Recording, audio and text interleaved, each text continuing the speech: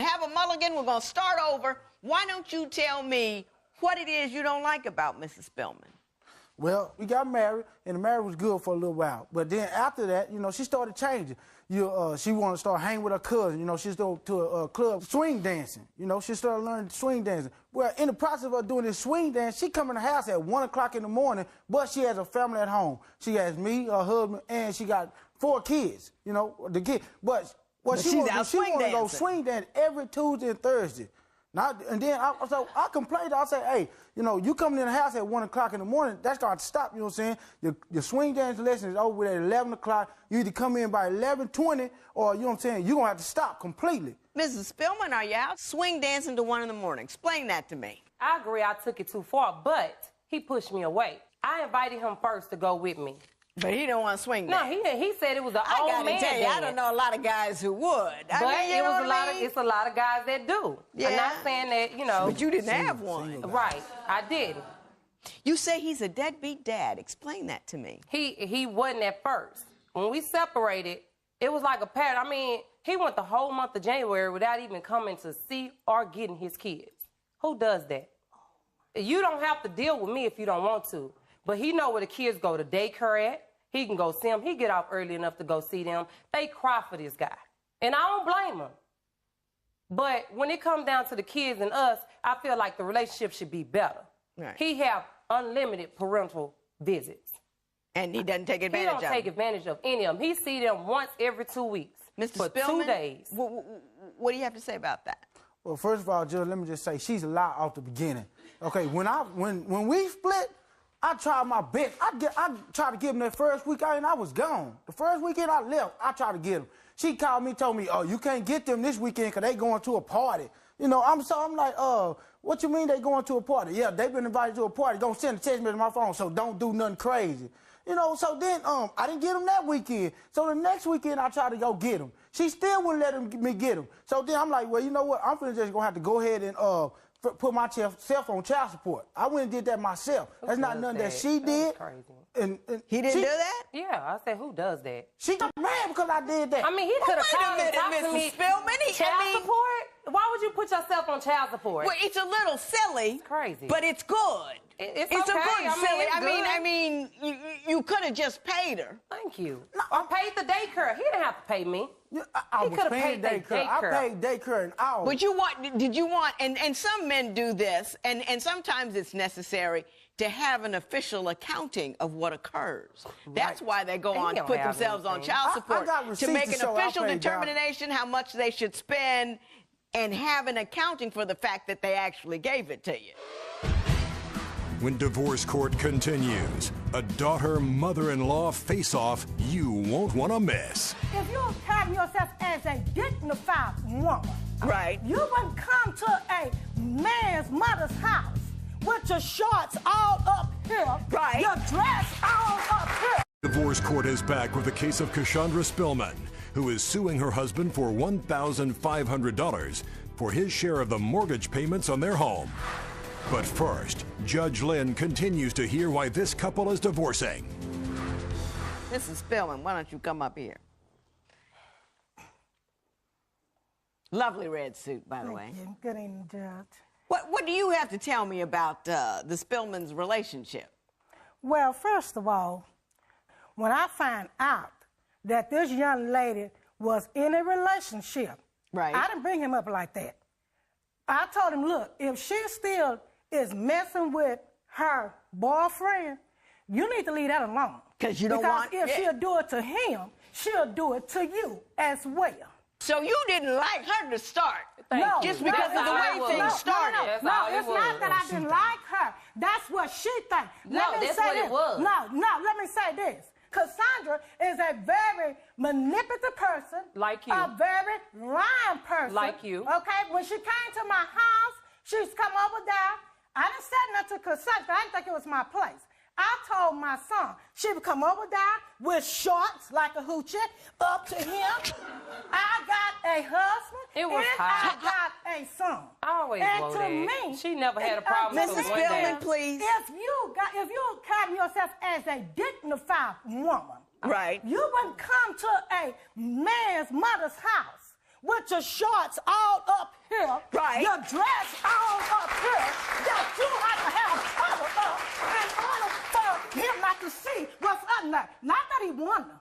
Right. But it's the principle and it's the respect about it. You see what I'm saying? I see what you're saying. So when he told her, her thing was, well, what is your daddy and brother looking at me like that for in the first place? Hey, he's a man just like any other man. Not that he wants you, but you presenting it out there like that. Mrs. Spillman, that's not true. I have this urge to say amen. And she it's just like the minister gets started, he gets to rolling, and you were edging your son all out the box over there, and louder and louder. Hang on, Mrs. Bill. I understand what you're saying. Do you believe that his mother was too involved in what was going on in your relationship? She was always too involved. She was never a go-to person. She's always a negative person. You always complain, and you know it. You complaining now, probably about the way you look. No. Anyway. Oh, now she always complains. No, we don't do that. I'm sorry. She always complains.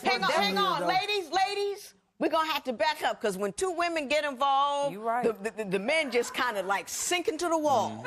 They're just blown back like a wind tunnel, because they got two women on each side of them. So, Mrs. Spillman, take a deep breath. Move your mother over a little bit. Yeah, there you go. What you got to say to me, sir?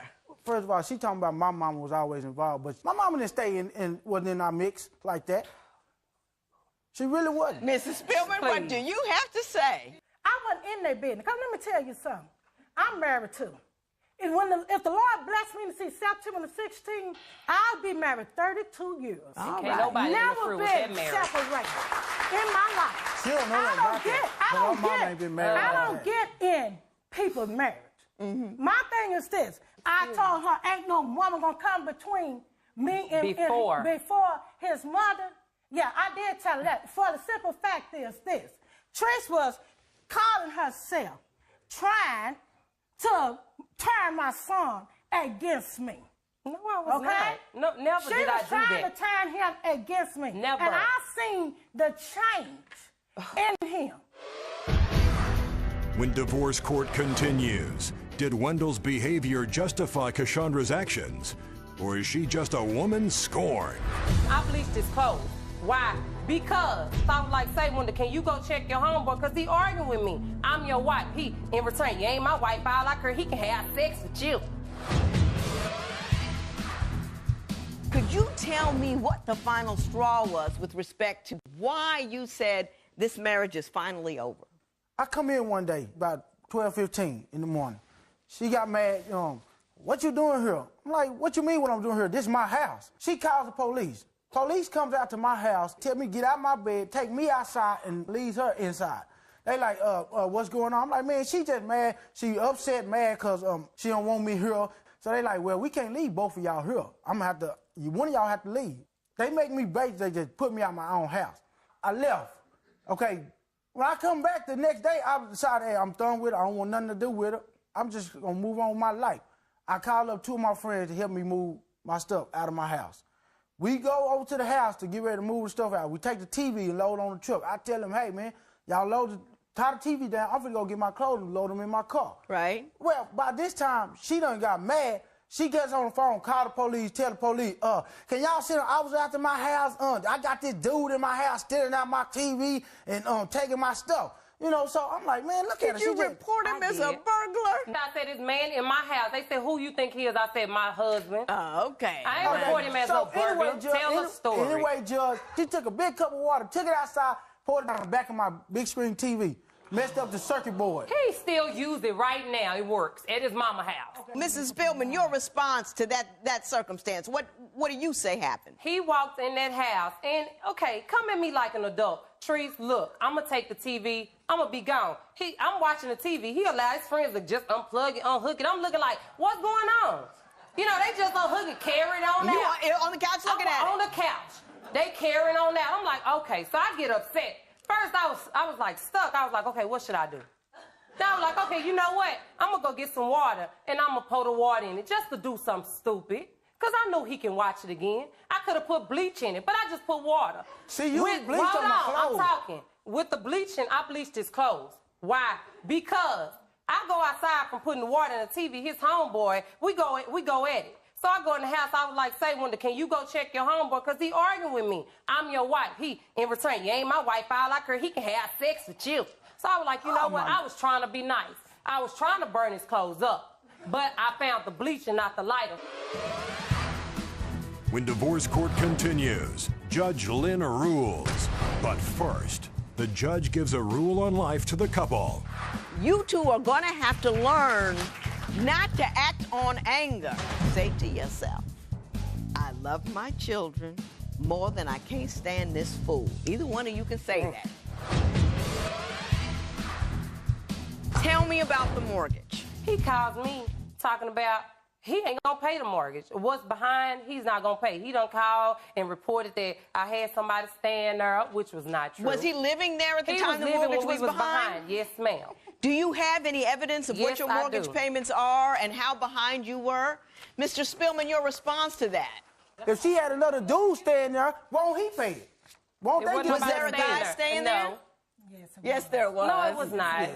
No, it was not. I had a... You know who he's talking about, though, don't you? He thought he stayed there. He didn't stay there. He just stayed there sometimes. He moved his stuff in. He didn't move his stuff in? You lied all day until you got to that, and then you didn't have a whole lot to say. First of all, let me say this. Mrs. Spillman, I like your old school approach to life. What I think you don't realize, however, is how loud and pushy you really are. And I think, did you see the whole time that you were talking, you were scooching over to just eclipsing your son. Like, you know, like the moon. It was just darkening. It was just over and over, and you got bigger and louder. And you know, next thing you know, you were going to, I wouldn't have been surprised had you pulled out a collection plate. Altar call. I mean, it got deep. Mr. and Mrs. Spillman, you lived in what I call a high-volume household. People who just feel and do. They never think. Bleach and water never cleans anything but clothes. Right. It will not straighten up a bad situation. All it does, it makes it worse. So what you two are doing is trying to resolve a problem by making it worse. And when you do that, you just mess up your children. If you can do nothing else, do nothing at all. You know what I mean? Okay. Until you are able to have a conversation, just wait.